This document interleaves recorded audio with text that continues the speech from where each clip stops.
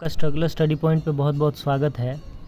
तो जैसा कि आप जानते हैं, बिहार पुलिस जो 21,391 पदों पर जो भर्ती निकली हुई है, उसका आज हम प्रैक्टिस सेट 4 देखने जा रहे हैं। दोस्तों, उम्मीद करते हैं कि अगर आपको वीडियो अच्छा लगे तो वीडियो को लाइक और चैनल को सब्सक्राइब ज़रूर करें। चलिए देखते हैं आज के प्रैक्टिस सेट के क्वेश्चंस क्या क्या हैं। अच्छा देखिए, बिहार पुलिस के जीके जीएस एवं करंट अफेयर्स के 35 अति महत्वपूर्ण प्रश्न जो सीधे आपको परीक्षा में पूछे जा सकते हैं, वैसे प्रश्न आज हम देखने वाले हैं। इसमें कुछ हिंदी के भी आपको प्रश्न देखने को मिलेंगे। तो उस क्वेश्चन जितने भी प्रश्न आपको देखने के लिए मिलेंगे तो उस क्वेश्चन का आप अच्छे से जवाब दीजिएगा। चलिए बढ़ते हैं अपने क्वेश्चन की तरफ। तो दोस्तों, आज का पहला क्वेश्चन है, तुलसीदास द्वारा रचित रामचरितमानस में कितने कांड हैं? आपके ऑप्शंस हैं 12, 7, 8 या 5।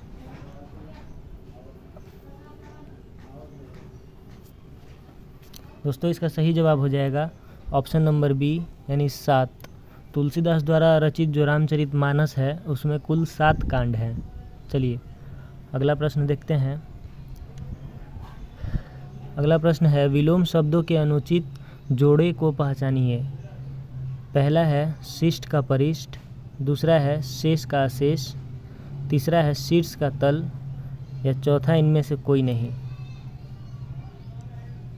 इसमें आपको अनुचित जोड़े यानी कि जो गलत जोड़े हैं आपको उसे पहचानना है। तो दोस्तों, इसका सही जवाब हो जाएगा ऑप्शन नंबर ए, क्योंकि देखिए शिष्ट का जो विलोम शब्द होता है वो शिष्ट नहीं होता है, अशिष्ट होता है। क्या होता है? अशिष्ट, अशिष्ट होता है। चलिए अगला क्वेश्चन देखते हैं। आधा तीतर आधा बटेर होना का अर्थ बताइए। आपके ऑप्शंस हैं, ऑप्शन ए छोटा बड़ा होना, ऑप्शन बी असंभव कार्य करना, ऑप्शन सी बेमेल तथा बेढंगा होना, या ऑप्शन डी रंग बिरंगा होना। तो दोस्तों, इसका सही जवाब हो जाएगा ऑप्शन नंबर सी, बेमेल तथा बेढंगा होना। चलिए अगला क्वेश्चन देखते हैं। अगला क्वेश्चन है, निजी उन्नति अहे सबको मूल, भारतेंदु जी की ये पंक्ति पूर्ण करें। आपके ऑप्शंस हैं भाषा भाव, ऑप्शन बी है भाव भाषा, ऑप्शन सी है विकासात्मक भाषा, ऑप्शन डी है भाषा उन्नति। दोस्तों देखिए, यहाँ पे आपको जो निजी के बाद यहाँ पे आपको खाली स्थान मिलेगा, और यहाँ पे अहे सबे को, माफ़ कीजिएगा थोड़ा क्वेश्चन में टाइपिंग एरर है, सबे के बाद यहाँ पर भी खाली स्थान है। तो आपको इन्हीं 2 खाली स्थानों पर इनमें से भरना है जो सही उत्तर है। दोस्तों, इसका सही जवाब हो जाएगा option number D. Option number D भाषा एवं उन्नति, यानी निजी भाषा उन्नति है सबको उन्नति को मूल। चलिए अगला प्रश्न देखते हैं।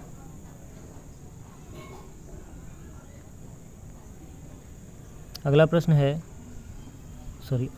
है, दूर दूर तक विस्तृत था हिम, स्तब्ध उसी के हृदय समान में कौन सा अलंकार है? यानी दूर दूर तक विस्तृत था हिम, स्तब्ध उसी के हृदय समान में कौन सा अलंकार आपको ये बताना है। उपमा अलंकार, रूपक अलंकार, संदेह अलंकार, या मानवीकरण अलंकार।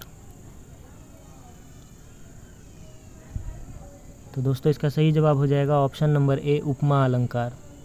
चलिए अगला क्वेश्चन देखते हैं। अगला क्वेश्चन है, जंप बॉल शब्द निम्नलिखित में से किससे संबंधित है? आपके ऑप्शंस हैं बेसबॉल, नेट बॉल, बास्केटबॉल, या सॉफ्ट बॉल।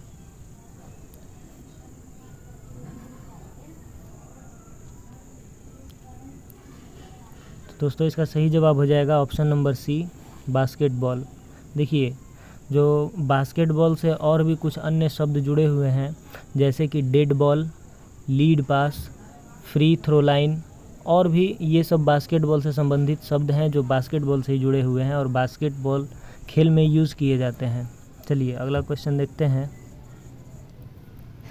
तो अगला क्वेश्चन है, विश्व की सबसे पहली महिला प्रधानमंत्री निम्नलिखित में से किस देश की थी? आपके ऑप्शंस हैं इंग्लैंड, भारत, श्रीलंका, इजराइल। तो दोस्तों इसका सही जवाब हो जाएगा option number C, Sri Lanka. Sri Lanka इसका सही जवाब हो जाएगा। अच्छा, कौन थी? तो उनका पहली महिला प्रधानमंत्री कौन थी? तो उनका नाम है श्री माओ भंडार नायके। श्री माओ भंडार नायके, जो 1960 में श्रीलंका की प्रधानमंत्री बनी थी। चलिए, अगर आपसे भारत की पहली प्रधानमंत्री पूछ लें तो वो हो जाएंगी दोस्तों इंदिरा गांधी। कौन हो जाएंगी? इंदिरा गांधी। अच्छा, अगर भारत की पहली महिला मुख्यमंत्री पूछ ले तो वो हो जाएंगी सुचेता कृपलानी। कौन हो जाएंगी? सुचेता कृपलानी। और बिहार की प्रथम महिला मुख्यमंत्री कौन थी? तो श्रीमती राबड़ी देवी। कौन थी? राबड़ी देवी। चलिए अगला क्वेश्चन देखते हैं। अगला क्वेश्चन है, तो यहाँ पे आपके ऑप्शंस हैं option A Navajivan, option B Indian Opinion, option C Harijan या ऑप्शन डी अफ्रीकन न्यूज़। तो दोस्तों इसका सही जवाब हो जाएगा, इसका सही जवाब हो जाएगा ऑप्शन नंबर बी, यानी इंडियन ओपिनियन। इंडियन ओपिनियन इसका बिल्कुल सही जवाब हो जाएगा। देखिए 1907 ईस्वी में गांधी जी ने दक्षिण अफ्रीका में सत्याग्रह पहली बार किया था। यानी कि गांधी जी जो थे वो पहली बार अगर सत्याग्रह किए थे तो वो दक्षिण अफ्रीका में ही किए थे। चलिए बढ़ते अपने अगले प्रश्न की तरफ। और ये जो इंडियन ओपिनियन है ये महात्मा गांधी द्वारा ही लिखा गया था। चलिए बढ़ते अपने अगले प्रश्न की तरफ। अगला प्रश्न है, प्रथम ओलंपिक खेल कब आयोजित किए गए थे? आपके ऑप्शंस है 776 ईसा पूर्व, 324 ईसा पूर्व, 212 ईसा पूर्व या 1896 ईस्वी में। तो दोस्तों इसका सही जवाब हो जाएगा ऑप्शन नंबर ए 776 ईसा पूर्व। देखिए ये तो था प्रथम ओलंपिक खेल कब शुरू हुआ। अगर आपसे पूछ दे कि आधुनिक ओलंपिक खेल की शुरुआत कब से हुई थी तो वो हो जाएगा दोस्तों 1896 से। कब हुई थी? 1896 से। चलिए अगला प्रश्न देखते हैं। शतरंज जिसे हम चेस कहते हैं, तो इसका खेल कहाँ से शुरू हुआ था? भारत से, पर्शिया से, अरब से या यूरोप से?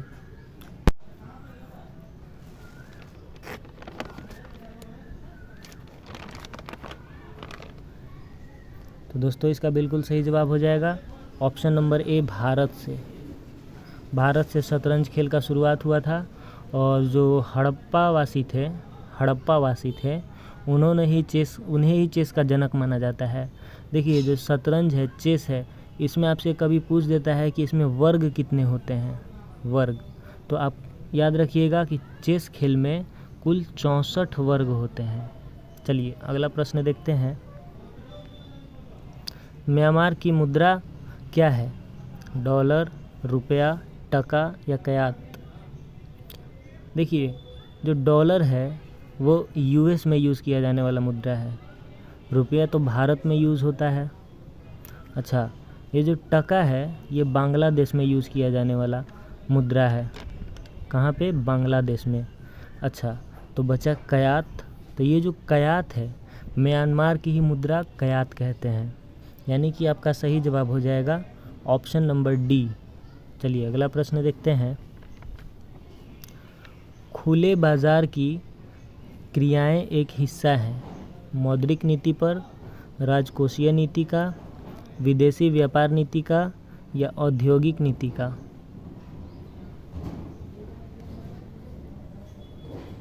तो दोस्तों इसका सही जवाब हो जाएगा ऑप्शन नंबर ए मौद्रिक नीति का। अच्छा देखिए जो मौद्रिक नीति है तो मौद्रिक नीति की घोषणा आरबीआई द्वारा शुरू किया जाता है। चलिए आगे बढ़ते हैं। निम्नलिखित में से किसने क्रांतिकारी गतिविधियों के लिए इंग्लैंड में इंडिया होम रूल सोसाइटी बनाई थी? आपके ऑप्शंस है भिकाजी कामा, रास बिहारी बोस, मदन लाल धिंगरा या श्याम जी कृष्ण वर्मा? तो दोस्तों इसका सही जवाब हो जाएगा ऑप्शन नंबर डी, यानी श्याम जी कृष्ण वर्मा ने चलिए अगला प्रश्न देखते हैं। अगला प्रश्न है, भारत का विदेशी विनिमय कोष किसके अधिकार क्षेत्र में रखे जाते हैं? आपके ऑप्शंस हैं अंतर्राष्ट्रीय पुनर्निर्माण एवं विकास बैंक के, अंतर्राष्ट्रीय मुद्रा कोष के, सरकारी खजाने के या भारतीय रिजर्व बैंक के। तो दोस्तों इसका सही जवाब हो जाएगा ऑप्शन नंबर डी, भारतीय रिजर्व बैंक के। चलिए अगला प्रश्न देखते हैं। निम्नलिखित में से कौन सा फल नहीं है? टमाटर, खीरा, कद्दू या आलू? तो दोस्तों इसका सही जवाब हो जाएगा ऑप्शन नंबर डी, आलू। आलू इसका सही जवाब हो जाएगा, क्योंकि आलू जो है वो तना है, फल नहीं है। देखिए आलू, अदरक, हल्दी व गन्ना ये सभी तना के एग्जाम्पल्स यानी उदाहरण होते हैं। अच्छा, मूली, गाजर, शकरकंद, शलजम ये सभी जड़ के उदाहरण होते हैं। अच्छा, आपसे एक पूछा जाता है असत्य फल के बारे में, तो याद रखिएगा दोस्तों, सेब, नाशपाती और कटहल। कौन कौन? सेब, नाशपाती और कटहल ये सभी असत्य फल होते हैं। क्या होते हैं? असत्य फल। चलिए अगला प्रश्न देखते हैं। अगला प्रश्न है, प्रशीतक की तरह कौन सा यौगिक प्रयुक्त होता है? आपके ऑप्शंस हैं CF2Cl2, CCl4, CF4 या CH3 COCH3। तो दोस्तों इसका बिल्कुल सही जवाब हो जाएगा ऑप्शन नंबर ए, CF2Cl2। चलिए अगला प्रश्न देखते हैं। ध्वनि तरंगे प्रवाहित नहीं होती हैं, इनमें से किस में ध्वनि तरंगे प्रवाहित नहीं होती हैं? हाइड्रोजन में, निर्वात में, लोहे में या जल में? तो दोस्तों इसका सही जवाब हो जाएगा ऑप्शन नंबर बी, निर्वात यानी वैक्यूम में। वैक्यूम में ध्वनि तरंगे जो हैं वो प्रवाहित नहीं होती हैं। देखिए जो ध्वनि होती है वो अनुदैर्घ्य तरंग होती है। कौन सी तरंग होती हैं? अनुदैर्घ्य तरंग। ध्वनि के संचरण के लिए कोई ना कोई माध्यम की ज़रूरत पड़ती है। देखिए ध्वनि के चाल पर दाब का कोई प्रभाव नहीं होता है। ध्वनि के चाल पर दाब का कोई प्रभाव नहीं पड़ता है, और ध्वनि के साथ ध्रुवण की घटना नहीं होती है। जैसे प्रकाश के साथ ध्रुवण की घटना होती है, उस तरह से ध्वनि के साथ ध्रुवण की घटना नहीं होती है। तो ये कुछ फैक्ट्स हैं जिन्हें आप याद रखिएगा। अगला प्रश्न देखते हैं। जब नींबू के रस को खाने के सोडे पर डाला जाता है तब उसमें तेज उत्फलन होता है, क्योंकि उसमें उत्पन्न गैस होती हैं हाइड्रोजन, ऑक्सीजन, कार्बन डाइऑक्साइड और उपर्युक्त में से सभी। तो दोस्तों इसका सही जवाब हो जाएगा ऑप्शन नंबर डी। चलिए आपके लिए क्वेश्चन है कि जो हमारे खाने के सोडा होता है, खाने का सोडा का आपका केमिकल नेम आपको बताना है। कमेंट बॉक्स में ज़रूर से ज़रूर खाने के सोडा का केमिकल नेम बताइएगा। चलिए इसका सही जवाब हो जाएगा ऑप्शन नंबर डी यानी उपर्युक्त में से सभी। ये सभी जो गैसें हैं ये सभी के सभी नींबू के जूस में पाए जाते हैं। जब नींबू का रस को खाने के सोडा पर डाला जाता है तब ये सभी जो गैसें होती हैं उसमें तेज उत्फलन का कारण होती हैं। चलिए आगे बढ़ते हैं। फेन प्लवन प्रक्रम का प्रयोग किसके धातु कर्म के लिए किया जाता है? आपके ऑप्शंस हैं सल्फाइड अयस्क, ऑक्साइड अयस्क, सल्फेट अयस्क, क्लोराइड अयस्क।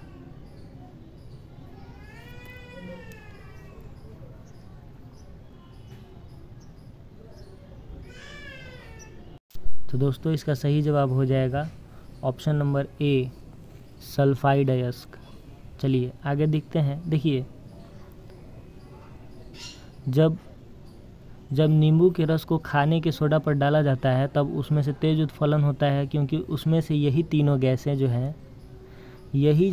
गैसें ये उत्पन्न होती हैं। चलिए अगला प्रश्न देखते हैं। शरीर के साथ संपर्क में स्पिरिट ठंडी अनुभूति देती है, क्योंकि वह क्योंकि वह एक द्रव है, पारदर्शी है, अत्यंत वाष्पशील है या एक सुचालक है। तो दोस्तों इसका सही जवाब हो जाएगा अत्यंत वाष्पशील है। देखिए जो स्पिरिट होता है जो स्पिरिट होता है तो स्पिरिट का प्रयोग अल्कोहल उद्योग में किया जाता है। कौन से उद्योग में? अल्कोहल उद्योग में। और अल्कोहल का आप रासायनिक सूत्र याद कर सकते हैं जो होता है C2H4।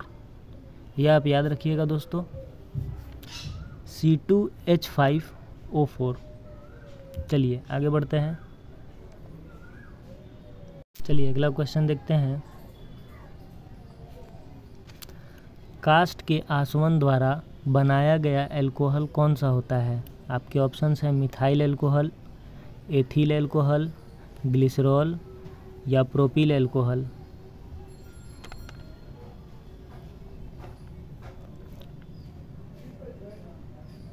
तो दोस्तों इसका सही जवाब हो जाएगा option number C, glycerol. Glycerol इसका बिल्कुल सही जवाब हो जाएगा। देखिए जो मेथिल अल्कोहल होता है उसका सूत्र है उसका होता है CH3OH। और दोस्तों एक एथिल अल्कोहल होता है, तो एथिल अल्कोहल का जो सूत्र होता है वो होता है C2H5OH। चलिए तो ये होता है हमारा मिथिल अल्कोहल का और ये होता है हमारा एथिल अल्कोहल का। चलिए अगला क्वेश्चन देखते हैं। याद रखिएगा कि अनाज अल्कोहल भी कहते हैं इसे हम। जो इथिल अल्कोहल होता है इसे हम एथिल अल्कोहल होता है इसे हम अनाज अल्कोहल भी कहते हैं। चलिए अगला प्रश्न देखते हैं। आषाढ़ का एक दिन किसकी रचना है? निर्मल वर्मा, नरेश मेहता, शंकर शेष या मोहन राकेश। तो दोस्तों इसका सही जवाब हो जाएगा option number D, Mohan Rakesh का। चलिए अगला प्रश्न देखते हैं। वैदिक हिंसा डैश न भवती नाटक का शीर्षक बताएं। जन, पीड़ा, हिस्सा, अहिंसा। तो दोस्तों इसका सही जवाब हो जाएगा ऑप्शन नंबर सी, हिंसा। चलिए दोस्तों बढ़ते अपने अगले प्रश्न की तरफ। तो अगला प्रश्न है प्रधानमंत्री बाढ़ग्रस्त क्षेत्रों का दौरा करेंगे। वाक्य में कौन सा काल है? संभावश्य भविष्यकाल, सामान्य वर्तमान काल, सामान्य भूतकाल या सामान्य भविष्यकाल। तो दोस्तों इसका सही जवाब हो जाएगा ऑप्शन नंबर डी, सामान्य भविष्यकाल। चलिए अगला प्रश्न देखते हैं। अगला प्रश्न है निम्न में सही शब्द का चयन करें। आपको बताना है इनमें से कौन सही लिखा हुआ शब्द है। मधुर, मृदुल, मृदुल या ग्रदुल। तो दोस्तों इसका सही जवाब हो जाएगा ऑप्शन नंबर सी, मृदुल। चलिए अगला प्रश्न देखते हैं। सही वर्तनी वाले शब्द चुनिए। इनमें से कौन सा सही वर्तनी वाला शब्द है? आपके ये ऑप्शंस हैं चारों, अब बताएं कौन सा सही है। दोस्तों इसका सही जवाब हो जाएगा ऑप्शन नंबर सी, ये नारीश्वरवादी। देखिए नारीश्वरवादी इसका बिल्कुल सही जवाब हो जाएगा। चलिए अगला प्रश्न देखते हैं। अच्छा देखिए ये जो नारीश्वरवादी लिखा हुआ है, एक सेकेंड, देखिए तो इसे हम कुछ इस प्रकार से भी लिख सकते हैं निरीश्वरवादी को, यानी नी री और यहाँ पे श व र वादी। चलिए अगला क्वेश्चन देखते हैं।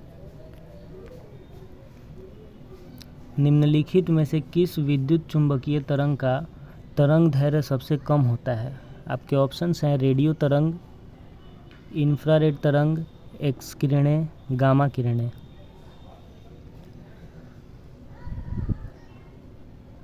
तो दोस्तों इसका सही जवाब हो जाएगा ऑप्शन नंबर डी, गामा किरणें। देखिए जो गामा किरणें हैं इसके खोजकर्ता पॉल विलॉर्ड को माना जाता है। किसको? पॉल विलॉर्ड को।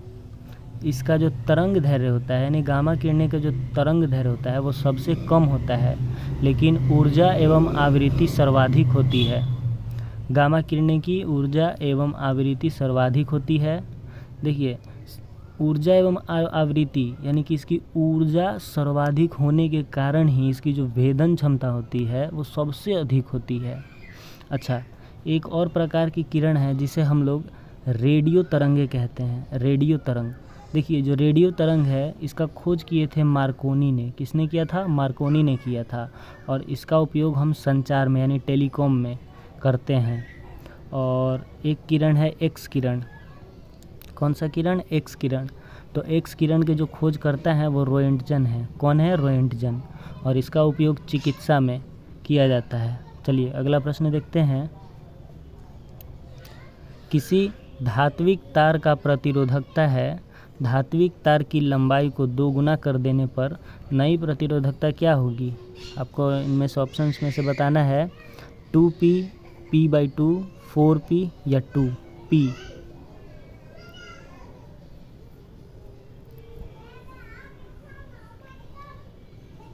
तो दोस्तों इसका सही जवाब हो जाएगा ऑप्शन नंबर डी। चलिए अगला प्रश्न देखते हैं। अगला प्रश्न है,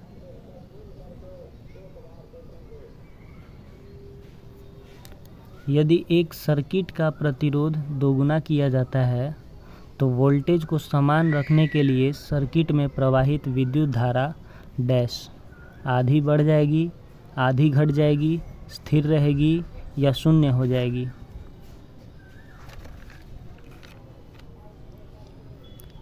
तो दोस्तों इसका सही जवाब हो जाएगा ऑप्शन नंबर बी, आधी घट जाएगी। और देखिए, किसी भी चालक का प्रतिरोध जो है वो हम ओम मीटर द्वारा मापते हैं।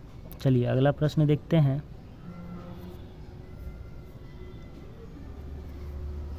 जब एक समान आवेशित गोले के भीतर कोई बिंदु है तो वहाँ विद्युत विभव भी बराबर क्या होगा? बढ़ता है, घटता है, उतना ही रहता है जितना सतह पर, या फिर हर बिंदु पर शून्य होता है?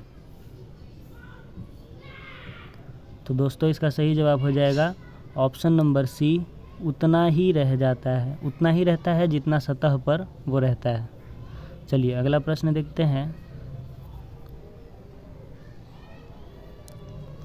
हाल ही में किस संगठन को सार्वजनिक उद्यम विभाग द्वारा नवरत्न का दर्जा दिया गया है? आपके ऑप्शंस हैं, इसको सही कर लीजिएगा। BHEL या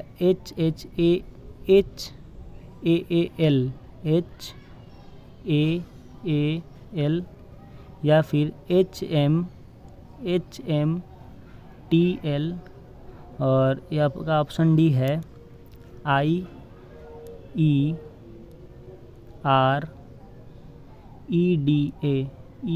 EDA। तो आपको बताना है इनमें से कौन सा सही जवाब हो जाएगा।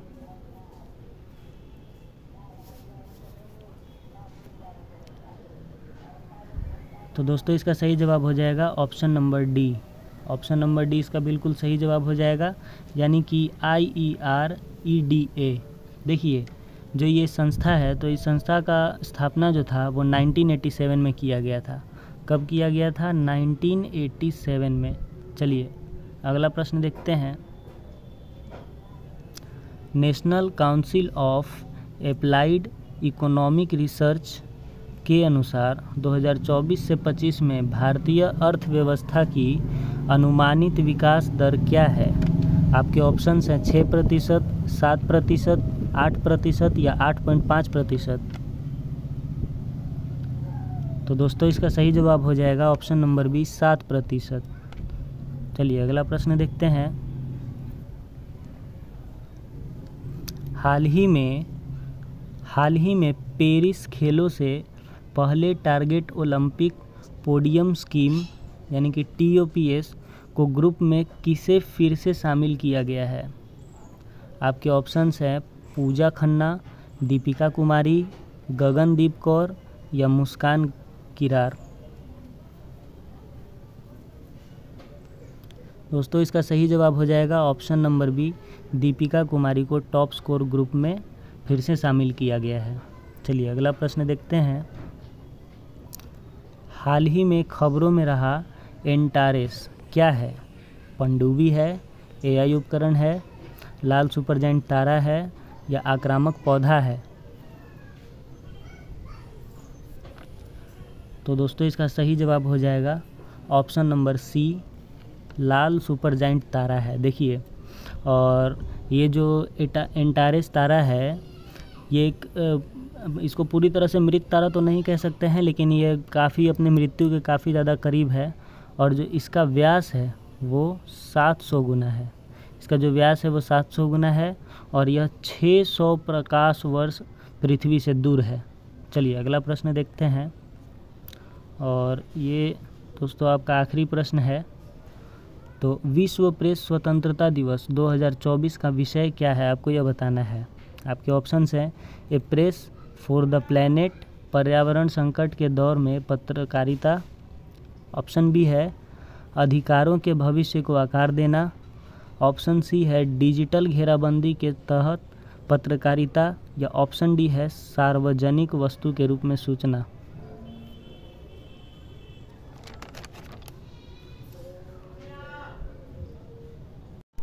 तो दोस्तों इसका सही जवाब हो जाएगा ऑप्शन नंबर ए, यानी कि ए प्रेस फॉर द प्लैनेट, पर्यावरण संकट के दौरान में पत्रकारिता। ये 2024 का थीम था विश्व प्रेस स्वतंत्रता दिवस के विषय का। चलिए देखिए दोस्तों, अगर आपको वीडियो अच्छा लगा होगा तो वीडियो को ज़रूर लाइक करें और आप अपना डेली का स्कोर ज़रूर कमेंट करें कि आप कितना स्कोर कर पा रहे हैं। और जो लोग हमारे चैनल पे पहली बार आए हैं वो हमारे चैनल को प्लीज़ सब्सक्राइब कीजिए और वीडियो को लाइक कीजिए और डेली प्रैक्टिस सेट लगाइए, जिससे आपका जो तैयारी है वो एक कदम आगे की ओर हमेशा बढ़ता रहे। चलिए तब तक के लिए जय हिंद, मिलते हैं अपने अगले क्लास में।